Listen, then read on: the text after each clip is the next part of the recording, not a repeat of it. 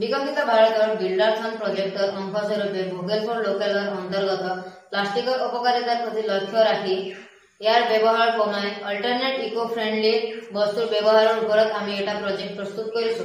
প্লাষ্টিকৰ অত্যাধিক ব্যৱহাৰে বৰ্তমান সময়ত মাটি, পানী, বায়ু আদি অপকাৰিতা কৰাৰ লগতে মানুহৰ স্বাস্থ্যৰ ওপৰতো যথেষ্ট সমস্যাৰ সৃষ্টি কৰিছে।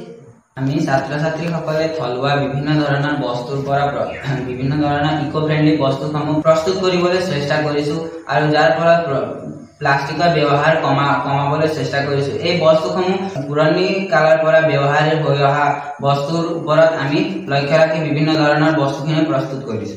এইটো হৈছে কলৰ বাকলিৰে প্ৰস্তুত কৰা আৰু এইটো পুৰণি কালত বিভিন্ন ধৰণৰ উৎসৱ পাৰ্বণ বিয়া আদিত ব্যৱহাৰ কৰা হৈছে। ইয়াৰ ব্যৱহাৰৰ ফলত আমাৰ বিভিন্ন ধৰণৰ স্বাস্থ্যজনিত উপকাৰসমূহ আছে আৰু ইয়াক আমি প্লাষ্টিক আদি সলনি ব্যৱহাৰ কৰিব পাৰোঁ। এইদৰে আমি গছৰ পাতৰ পৰা প্ৰস্তুত কৰা প্লেট আদি ডিছ আদিৰ সলনি প্লাষ্টিকৰ ডিছ আদিৰ সলনি এইবোৰক ব্যৱহাৰ কৰিব পাৰোঁ। এইটো হৈছে বাঁহেৰে প্ৰস্তুত কৰা, ইয়াক আমি প্লাষ্টিকৰ বিভিন্ন ধৰণৰ বাটি আদি সলনি ব্যৱহাৰ কৰিব পাৰোঁ। ইয়াৰ ব্যৱহাৰৰ ফলত আমাৰ পৰিৱেশো বিনষ্ট নহয় আৰু ই সহজে ইয়াক জ্বলাবও পাৰে।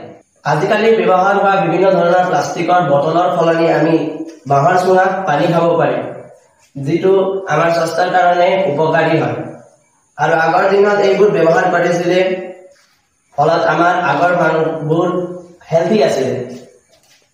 এইবোৰ আমি প্লাষ্টিকৰ সলনি ব্যৱহাৰ কৰি আমাৰ পৰিৱেশ আৰু আমাৰ স্বাস্থ্য ৰক্ষা কৰিব পাৰিম।